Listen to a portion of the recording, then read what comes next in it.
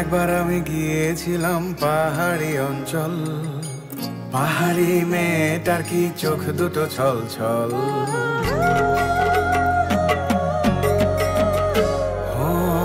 একবার আমি গিয়েছিলাম পাহাড়ি অঞ্চল, পাহাড়ি মেয়েটার কি চোখ দুটো ছল ছল। ছল নাকি জল, চঞ্চল মেয়ে তুই বল।